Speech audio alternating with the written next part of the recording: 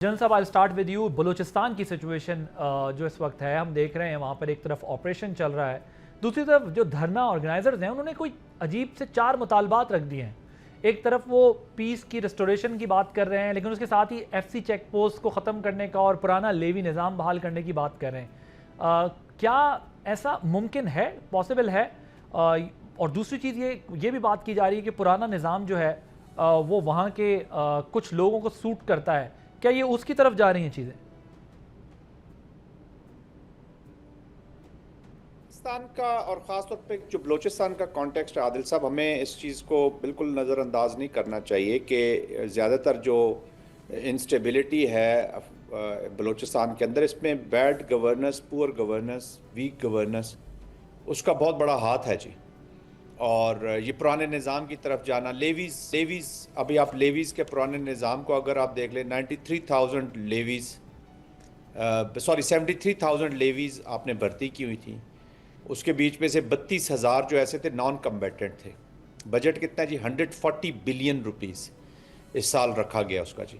اچھا 140 بلین، اور ان میں سے تقریباً 93 بلین روپیز جو تھے پاسٹ میں وہ ان کی تنخواہوں میں جاتے تھے. اور تنخواہیں کون دیتے تھے؟ جو رکھے ہوئے انہوں نے جو بھی تھا، ایک ارریگولر نظام تھا، وہی بھرتی کرتے تھے، وہی ان کو تنخواہیں دیتے تھے. 60% گھوسٹ ہوتے تھے. اور Balochistan over a period of time, Musharraf صاحب کے ٹائم سے دیکھ لیں آج تک دیکھ لیں، جو چلتا آ رہا ہے، کبھی کیٹیگری اے ایریاز ہو جاتے ہیں، کبھی بی ایریاز ہوتے ہیں. لیویز کی آؤٹ پٹ جو تھی وہ ایک آرگنائزڈ فورس والی آؤٹ پٹ نہیں تھی. فرسٹ رسپونڈرز ہیں جی. تو ان کو اگر آپ مین دھارے میں لائے، ان کو بھرتی کیا گیا. اب یہ نہیں ہو سکتا کہ آپ بالکل انہی ہیبٹس کے ساتھ یا وہی ہیبٹ جو بیڈ گورننس کا پیش خیمہ رہی ہیں، آپ انہی کے ساتھ لے کر آگے چلے جائیں. اب اس نظام میں واپس جانے کے لیے پھر مافیاز بھی شامل ہیں جن کو وہ پرانا نظام سوٹ کرتا ہے. ایک نظام جو ڈیلیور ہی نہیں کر رہا، آپ بار بار کیوں اس سے ڈسوانا چاہتے ہیں اپنے آپ کو؟ ایک دیکھیں نا، آپ نے ڈیلیوری دیکھنی ہوتی ہے ہر چیز کی. کسی بھی سیکٹر میں چلے جائیں تو I think that is very important. آپ ایک دم ان مطالبات کو پورا کرنا کہ لیویز کا نظام، فرق کیا پڑتا ہے؟ پہلے تو پوچھا جائے کہ آپ کیوں لیویز چاہتے ہیں. اگر وہی پولیس پہ یا تو لوگوں کو نوکریوں سے نکال دیا گیا ہو، فارغ کر دیا گیا ہو، اب صرف یہ کہ ریگولر تنخواہیں آئیں گی، ان کے بینکوں میں جائیں گی، کاؤنٹڈ فار ہوں گے. ایز آئی سیڈ 60% گھوسٹ ہوتے تھے. اتنے لوگوں کی آپ نے فورس رکھی تو you need to have a combatant force.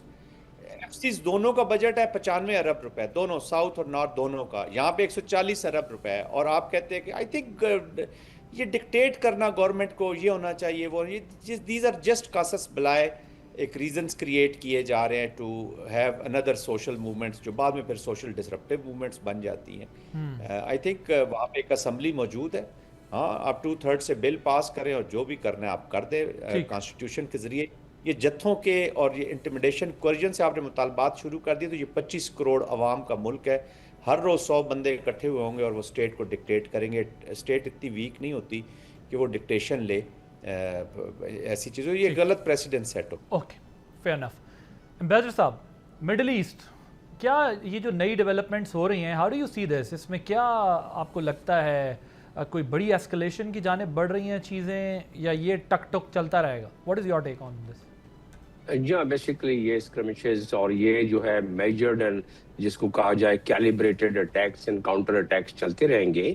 اور یہ فل فلیج کی طرف اس لیے نہیں جا سکتے، اور ان کا جانا بہت مشکل ہے فل فلیج جنگ کی طرف، فل فلیج وار کی طرف، کہ انہوں نے دیکھ لیا، یعنی امریکہ نے دیکھ لیا 107 دن تک چڑھائی کر لی ایران پر، اور ایران بھی ریٹیلیٹ کرتا رہا، بلاکٹ کو برداشت کرتا رہا، چیزوں کی شارٹیج ہوتی رہی، انفلیشن اور بڑھتا رہا، ایران میں بھی میڈیسنز کی کمی ہوتی رہی، خوراک کی کمی ہوتی رہی. حالانکہ ہم نے 6 کوریڈور بھی کھول دیے تھے، اس کے باوجود بھی تو ایران کو پتہ ہے کہ وہاں جو عوام پہلے اٹھ کھڑی ہوئی تھی دسمبر میں اور جنوری میں، وہ اب تو خیر ٹھیک ہے، ایک موٹیویشن ہو گئی فیونرل پر، ایک یکجہتی اور استقامت دوبارہ کافی حد تک واپس آ گئی 90%. لیکن وہ ایلیمنٹس اور وہ تکالیف تو ابھی بھی معاشرے میں موجود ہیں. تو میں بتانا یہ چاہتا ہوں کہ نہ امریکہ، اور اس کے میں عوامل بھی جلدی جلدی گنوا دیتا ہوں آپ کو، نہ ایران اس چیز کا متحمل ہو سکتا ہے کہ دوبارہ اس آگ میں اپنے آپ کو دونوں فریق جھونک دیں، انلیس کہ کوئی ایکسیڈنٹل واقعہ ایسا نہ ہو جائے کہ جس کے تحت یہ اس جنگ بہت زیادہ بھڑک پڑے. تو لہٰذا اس کا نتیجہ یہ نکلے گا کہ this escalation is again to de-escalate, اور ڈی ایسکلیشن اس کا ہونا ایک حالات و واقعات کو مد نظر, دنیا کے مد نظر رکھتے ہوئے امپیکٹ جو پریویس امپیکٹ ہے اس جنگ کا ہرمز کے بند ہونے کی وجہ سے, وہ جو تکالیف اور اذیت, معاشی تکالیف اور اذیت دنیا نے سہی ہے, اور اب بھی اس سپلائی ڈسرپشن کی وجہ سے جو اس کا امپیکٹ آیا ہے دنیا پر, اور جو اس کا امپیکٹ پولیٹیکل کاسٹ جو آئی ہے ڈونلڈ ٹرمپ کی, اسی ابھی ہضم نہیں کر سکے ہیں. پولیٹیکل کاسٹ سے مراد ریٹنگ ڈاؤن ہو گئی ہے, اسرائیل کی بھی اس میں لابی پر پریشر آ گیا ہے, اور اس کے بعد اگر دوبارہ, اور آج کی تو بات ہے ان کے سینیٹر مرفی کیا بات کر رہے ہیں, وہ کہہ رہے ہیں کہ یہ تو باکس میں اپنے آپ کو بند کر لیا ہے, یہ ایسی جگہ پر آ گیا ہے ڈونلڈ ٹرمپ کہ جو وہاں سے پوری قوم کو اس نے مقبضے میں ڈال دیا ہے. تو بہت سارے وہاں بھی کرٹیسزم ہو رہی ہے. لہٰذا یہ جنگ آگ بھڑکنے کے چانسز بہت کم, اور اس کے دوبارہ ٹیبل پر آنے کے چانسز زیادہ ہیں, اور میں سمجھتا ہوں کہ آنے والے دنوں میں ایسے ہی ہوگا. جن صاحب, but if they maintain that stalemate جو اس وقت ہے, جس طرح ایمبیسڈر صاحب کہہ رہے ہیں کہ یہ کیلیبریٹڈ ہے اور کیلکولیٹڈ ہے, لیکن اگر یہ چلتا رہتا ہے تب بھی تو دنیا میں کوئی اچھا امپریشن نہیں ہے, کیونکہ ہم دیکھ رہے ہیں آئل پرائسز جو ہے وہ اس میں چینجز دیکھنے کو ملتے ہیں فوراً, اس کے علاوہ انفلیشن اور بہت ساری چیزیں. بٹ یہ تو چلیں اس کا ایک آسپیکٹ ہے. اب یہ جو سیکیورٹی پرووائڈر کے رول میں امریکہ جا رہا ہے کہ جی اسٹریٹ آف ہارمز کو وہ کنٹرول کرے گا اور 20% ڈیوٹی لگائے گا, تو کیا رشیا اور چائنا جو ہیں یا جو مڈل ایسٹرن کنٹریز ہیں اس کو قبول کر لیں گی, اور پاکستان کا اس میں پاسبلی کیا رول ہو سکتا ہے؟ دیکھیے, آپ نے 2-3 چیزیں پوچھی ہیں. ایک تو میں یہ سٹیل میٹ ہے نہیں عادل عباس صاحب, things are moving forward, unfortunately deteriorate ہو رہی ہیں جی. دیکھیے, قطر میڈیشن سے پہلو طئی کرے گا ابھی جی, اور کر بھی رہا ہے. یمن کے اندر بھی ڈیولپمنٹس شروع ہو گئی ہیں. دین دیر از اے اسپوائلر سٹنگ اسرائیل, اور اس کی تو جو عین خواہش تھی اس کے بالکل اسی کے مطابق انفولڈ ہو رہی ہیں چیزیں, جو ہاریزنٹل ایکسپینشن جی سی سی کنٹریز میں ہو رہی ہیں. ابھی جارڈن نے آج کہا جی کہ they are not targeting the military escalations of United States, وہ تو سول ایریاز کو بھی اسی طرح ٹارگیٹ کر رہے ہیں. تو یہ چیزیں مڈل ایسٹ کے اندر ایک کنٹسٹیشن بڑھ رہی ہے. ایون لیٹس سے ایک سیناریو میں پینٹ کرتا ہوں, امبیسڈر صاحب بھی اس پہ بعد میں بے شک کومنٹ کر سکتے ہیں, کہ وہ لیٹ سے کہ کیوس چھوڑ کے امریکہ چلا جاتا ہے, کوئی بھی ریزن بنا کے جی ہم نے اپنے ملٹری آبجیکٹیوز حاصل کر لیے, اور یہ کنٹسٹیشن چھوڑ کے چلا جاتا ہے. تو یہ تو پھر اسرائیل کے وہ ایک خواب تھا کہ یہ آپس میں سیریس ان کی انگیجمنٹ ہو, اور اسی سیکیورٹی آرکیٹیکچر کے ساتھ وہ جڑے بھی رہیں گے. عرب ورلڈ کو یہی کہا جاتا تھا, یا یہی کوشش کی گئی کہ اب اسرائیل کے ساتھ اپنا سیکیورٹی آرکیٹیکچر جوڑے. They push this elephant into this region, اور ساتھ ہی پولیٹیکل پرانگ آپ نے ابراہم ایکارڈ کا بھی چلا دیا. تو وہ اس طرف زیادہ قدم بڑھتا ہوا نظر آئے گا ایز کمپیئر ٹو ایک ریجنل کلیکٹیو سیکیورٹی آرکیٹیکچر کے اسٹیبلش ہونے میں. تو یہ ایران کو تھوڑا سا کیئرفل ہونا پڑے گا. لیوریج ضرور ہے, امریکز بھی یہاں پہ. مجھے ذرا یہ سمجھائیں, میں نے جو ٹرم یوز کی ہے اسٹیل میٹ, اس کانٹیکس میں کیا ہے کہ ایک طرف ٹیکنیکل ڈائلاگ کا سلسلہ, دوسری طرف ایک دوسرے پہ دوبارہ اٹیک, دوبارہ اسٹریٹ آف ہارمز کو ڈسٹرب رکھنا. بے شک اسکیل وار کا وہ نہ ہو جو آج سے کچھ ہفتہ یا مہینہ پہلے تھا, لیکن بہرحال اس وار کا جو امپیکٹ ہے وہ تو وہی ہے اس وقت دنیا کے اوپر. نہیں, اس کا وار کا امپیکٹ بڑھتا جا رہا ہے. جب اکنامک امپیکٹ بڑھے گا, اگر یہ جتنے دن رہیں گے, ابھی دیکھیں نا ایران کے ساتھ جن لوگوں نے بزنس کرنا ہے, یا جو چائنا کی چیزیں نے لیٹ سے کہ تھرڈ پارٹی ایک چائنا کو لے کر ایران کی طرف جا رہی ہیں یا اس ریجن میں آ رہی ہیں, وہ بھی امپیکٹ ہوں گی. ایوری اکانومی انفلیشن ہے, یہ انفلیشن کو آپ ٹول یوز کر رہے ہیں ایز آف وار, آپ پریشر بلڈ کیا جا رہا ہے, جس کی طرف سے بھی دونوں طرف آلموسٹ یہی ہے. وہ بھی اکنامک پریشر بلڈ کر رہے ہیں. ملٹری سچویشن تو چلیں کنٹرول ہوگی, لیکن اکنامک سچویشن پھر آپ کے کنٹرول میں بھی نہیں رہے گی. یہ تو پھر دیکھیں وہ بڑھتا چلا جائے گا. ابھی دونوں اکنامک پریشر بلڈ کر رہے ہیں. وہ ایران کو بلاکٹ کرنا چاہ رہا ہے, ایران پوری دنیا کو بلاکٹ کرنا چاہ رہا ہے تاکہ امریکہ کے اوپر پریشر ہو. اور ڈیل تو انہی 4-5 نقطوں کے ارد گرد ہو رہی ہے نا, آج ہو کل ہو نیگوسیشن, نیوکلیئر رہے گا, ایسٹس ہیں. اور اب اگر جس طریقے سے ایران نے کا رسپانس آیا ہے, اور امریکہ نے بھی اس کو سپوائل ہی کیا ہے, ٹو بی ویری آنیسٹ.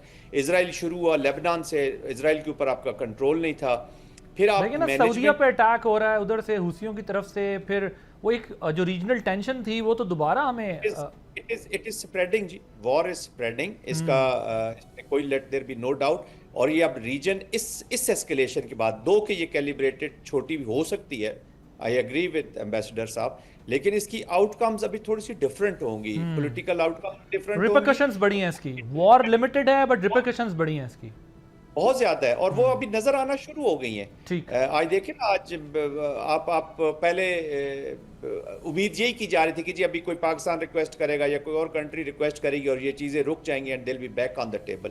ٹھیک ہے, ٹاکس آر انٹیکٹ, لیکن ڈیمیج بہت ہو چکی ہیں. یہ لیوریج کی بھی نا, اب عادل صاحب, لیوریج کی بھی ایک شیلف لائف ہوتی ہے جی. بہت پلینگ اوور پلے کر رہے ہیں اپنے hand, they are overplaying it جی. ٹھیک ہے, بالکل صحیح ہے. جی ایمبیسڈر صاحب, پاکستان کے field marshal is in Turkey ہے, it's very very important trip. کیا ڈپلومیسی کے ذریعے یہ ٹینشن آپ کو اب کچھ کم ہوتی دکھائی دے رہی ہے, یا مستقبل قریب میں یہ جو انسرٹنٹی ہے یہ مینٹین رہے گی؟ اور جس طرح جنرل صاحب بھی بات کر رہے ہیں کہ بے شک جس طرح آپ نے بھی کہا کہ کیلیبریٹڈ ہے, لیکن اس کا امپیکٹ بڑا ہوگا, اس کی ریپرکشنز بڑی ہوں گی, اور وہ ہم دیکھ رہے ہیں, اور ڈفرینٹ اس کے ایسپیکٹس. یا اس میں ایک سینسٹیو پہلی تو بات یہ کہ ترکی اور Egypt, Saudi Arabia, Pakistan, this has become a diplomatic block and Pakistan is leading it basically.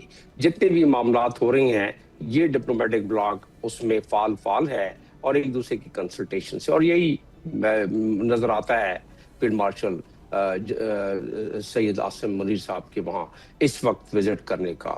تو وہ تو ایک جس کی وجہ سے اس خطے میں تھوڑی بہت جو امید کی کرن ہے, ایک پریشر جو اسرٹ ہو سکتا ہے ڈپلومیٹک, اور ایک ڈپلومیٹک ہم ایک جو موومنٹ اور منورنگ دیکھ سکتے ہیں, اس میں ان چار ممالک سے کنسلٹیشن کے ساتھ 3 ممالک اور پاکستان کی اسپیئر ہیڈنگ کی وجہ سے جو میں بتا رہا ہوں کہ یہ this escalation is to de-escalate basically, کیونکہ ابھی تو بات ہو رہی تھی کہ یہ ریسیشن ڈپریشن میں تبدیل ہو جائے گا, اور ڈپریشن کا مطلب یہ ہے کہ دنیا کے لیے بہت خطرناک موڑ آ جائے گا. فاقوں پر نوبت آ جاتی ہے. دنیا نے ڈپریشن ایک دفعہ ہی دیکھا ہے, اور وہ 1920 میں دیکھا ہے. اس کے بعد ڈپریشن کی نوبت نہیں آئی ہے, انفلیشن وغیرہ دیکھتے رہے ہیں.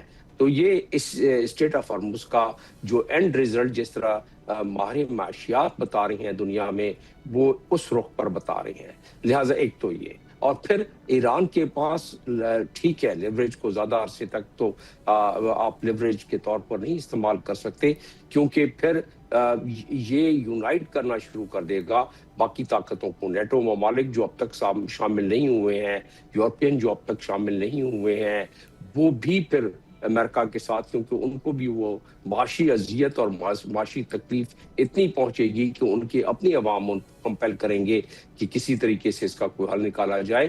تو ایران کے لیے بھی پھر اس وقت کوئی ڈیفیکلٹ ٹائم تو ایسی نوبت نہ آئے تو بہتر ہے کہ بات وہاں تک پہنچ جائے.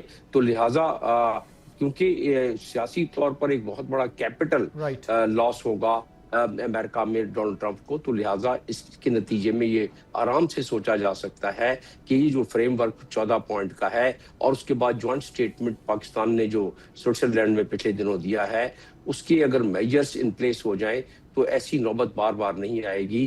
یہ تو مصیبت آ کے پڑی ہے کلاس 5 کی, جس کلاس 5 نے ایم او یو کے, جہاں آپ نے دیا ہے اتھارٹی ایران کو کہ Iran for 30 days and 60 days would manage, اور اس کے بعد کنسلٹیشن کے ساتھ ہرمز کے ایک مینجمنٹ کا ایڈمنسٹریشن کا طریقہ نکالے گا. تو اگر آپ نے ایمبیگوٹی خود چھوڑ دی ہے, تو جو فریم ورک آپ نے 12 نمبر اس میں دیا ہوا ہے کلاز میں, اس کے تحت ایک مانیٹرنگ میکینزم جو ہے اس کو تو ان پلیس آنے دیں. وہ جب مانیٹرنگ میکینزم پلیس میں آ جاتا جی, تو اس قسم کی چیزیں اور اس کو اس کے اکارڈنگلی چلاتے رہتے. سبسکرائب کریں اور بیل دبائیں تاکہ کوئی خبر رہ نہ جائے.